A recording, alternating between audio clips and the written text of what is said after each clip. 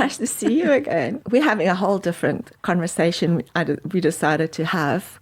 And it started with my curiosity about the age of Aquarius. I see everywhere on social media where all these astrologers are talking about everything is changing in the age of Aquarius. And people know about it because I think I heard like in the 60s was the age of Aquarius. And I want to understand, because I'm Aquarian, like what does it mean, and what does it mean for women in second stage of life, if energies are changing, if what's happening, what is the happening? sun, moon, stars, and I hear Jupiter is coming and then Jupiter is going, like talk to us and tell us what's happening and tell us how do we prepare our second stage of life with all of these astral energies changing. Why do we should take note of astrology? What does that even mean? So I think it's a beautiful question, because I think so many people are, well, the beautiful thing is astrology has become so much more mainstream than it ever has before. Even though it's 4,000 years old, you go into the pyramids of Egypt and you see carvings on walls of the stars. We've always looked to the stars. We intrinsically knew that there was divine guidance. There was something that was connected to our life here on Earth. And so obviously that's gone through a lot of different iterations and acceptance. And now it's really coming back online. And I think because we are accepting the fact that if the moon can move the waters of our planets, can literally move the oceans, these huge bodies of water, does it not affect me? Does it not affect my own energy? Does it not affect my own emotional body, the tenderness inside of me? So I love astrology. I love it because for me, it has given me a window into the energies that I came to dance with in this lifetime. And so I could go into a lot of detail, but let's just start with Aquarius. So because that is so on people's mind, and it's really on people's mind because Pluto, the furthest planet, the planet that in the zodiac represents death and rebirth, transformation at the deepest level, a complete becoming of something new, has moved into the sign of Aquarius. And that planet will be there for, the next until 2040. Wow. And so as an astrologer, that tells me that as a collective, as all of humanity, we are going to be dancing with transformation in the areas that Aquarius represents. So what is Aquarian energy? Aquarian energy is the visionary. It's innovative. It thinks outside the box. It's mental energy that says, how do we do this differently? Is there a more efficient way? What is possible? That's a favorite question of an Aquarius. What is possible?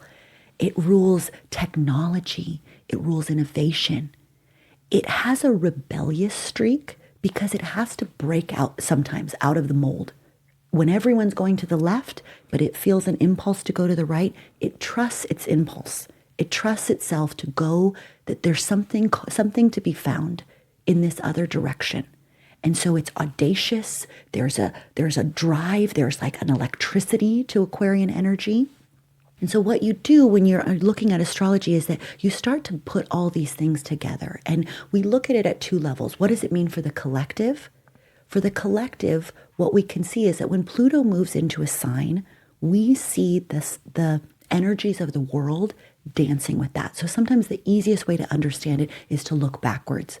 So from 2008 through the beginning of 2025, Pluto was in Capricorn. What is Capricorn? Capricorn is a structure.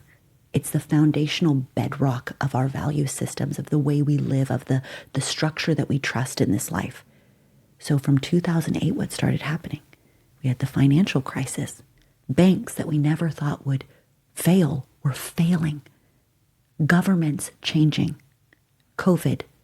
Different dismantlings, regimes moving, power going from authority figures like the primetime news into, Twitter or and X that's on our all phone. Pluto.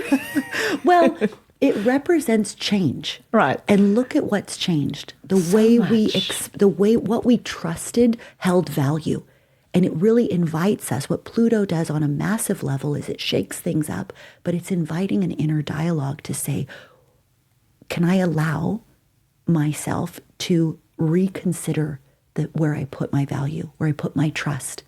And is that authentic? Is that still true for me? So again, looking backwards, we can see, okay, that's how the world experienced. That's how we experienced Pluto in Capricorn. Now we're in Aquarius. So what can we expect? Well, we could expect innovation. We can expect, the other thing Aquarius represents is humanitarianism and community. Aquarius cares very much about others. That's why it looks to evolve. It looks to find new ways of doing things because it wants to be of service to humanity. So it will be interesting to see where we are invited as a collective to consider new innovative ways of living, new innovative ways of understanding that I'm not having a siloed experience. What's happening to you actually does affect me because it affects our community and it affects, and so what I'm hopeful of is that I think we're going to feel some transformation, that moving outside of just this is me and this is my experience to inviting a more understanding and compassion for the collective and innovating new ways of being, maybe new ways of growing food, new ways of living, new ways of communicating, new, robots and this and who knows, AI. It's very interesting that all these things are converging at once. And right. I think that with anything, you can go really abstract, but what I always invite people to do is tune into yourself first. Where in my life am I being the visionary? Am I the creator? Am I giving myself that authority to imagine the possibility of what might be? Even in an existing relationship, a 30-year marriage, have I limited myself to what is possible in this dynamic? Have I limited myself to what is possible in who I am?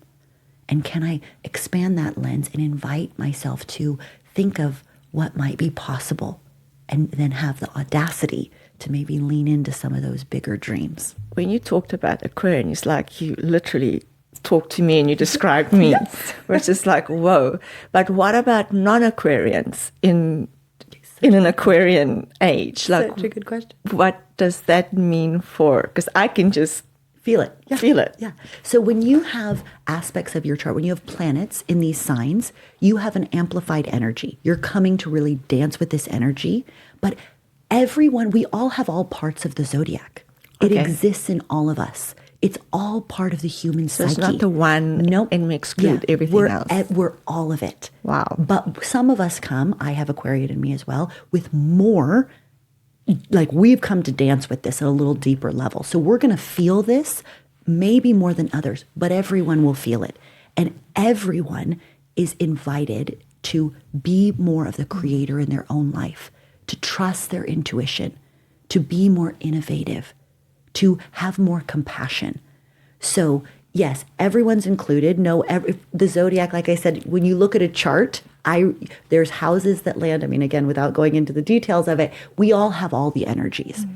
And we have energies that are going to be more impactful in our life based on where the planets are. How do we use the planets, the stars, the moon, the sun to create our best second stage? So if you haven't had a reading and it's something that even in this conversation you're curious about, I'll explain that how I look at an astrology chart is that this was the moment of our birth, when we took our first breath, where all of the planets were in the sky. And so when I look at a chart, I look at it as all of these planets hold a certain energy signature. It's like a board of directors. They're sitting around a table and your picture is in the center. And all of those planets are rooting for you and cheering for you and want you to succeed, to move through what your soul wanted to expand in this life. And when we take that lens and then we see, like, for example, I'm dancing a lot with relational dynamics in this life. So before I had a reading, I just kept thinking I was getting it wrong. I had so much self-judgment of like, why do I have challenges, or why am I kind of tripping over this stone again and again? But to have a reading and say, oh, that's your cauldron in this life. You're going to learn the most about yourself through relationship. It immediately gave me permission, like, okay, if I put that lens on, I'm not judging myself, but I'm open to the fact that I came here to learn something, which is going to require me to have consideration and take my time in really understanding the dynamics that I get involved in. Others came to learn about different things, about money, about addiction. I mean, that's what a chart tells you. It tells you all of that. So I think the first thing is looking at like, what energies did I come in with? What is life calling me towards?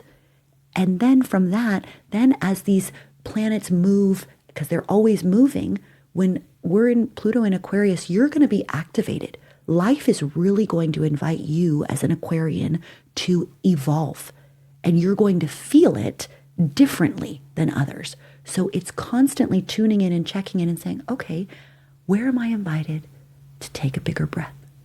Where am I invited to open my mind? Am I allowing my imagination more freedom? Aquarius loves freedom. Oh, yeah. Freedom of thought, freedom of being. Yeah. So you get to dance with that and say, I have this energy source that is going to be like plugging me into a light socket right now. Where can I use that to kind of work with that energy? And sometimes that's discomfort because it really shows us where we're blocked. And other times it invites us to move forward. So really everyone should have their own blueprint. Mm-hmm. How do we use astrology for our benefits to be able to soar through life, and that life's not the grind and the struggle that a lot of people are experiencing? Do you have any advice or suggestions? We don't deny that it's raining, and so when planets are moving, we're going to have the energy signatures of those planets. We could ignore them, but just like you would maybe fly a kite on a windy day versus pitch a tent, you could still pitch a tent. We're not bound. We have free will, but there are energies that could be very supportive of our expansion. If we tune into them and then say, okay, where can this invite me? This is a day to fly a kite.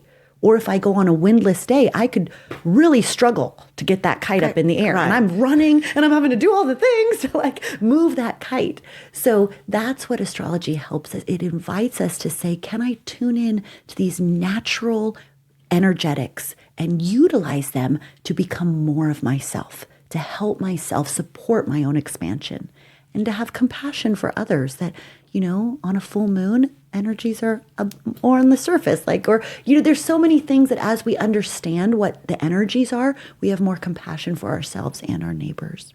Where can people get hold of you? And I don't think we forgot to introduce in the we just overrated the redhead.com. Redhead.com for your own personal reading. Yeah, go get a reading. There are so many beautiful astrologers out there. I love doing readings. I'm a very practical astrologer. I like to ground it in the practicality of how do we utilize this? How do we take it from the abstract and really use it to have more compassion, give ourselves more permission? It's beautiful. Yeah. Thank you so much for joining me today and talking about this topic. I loved it. I appreciate you.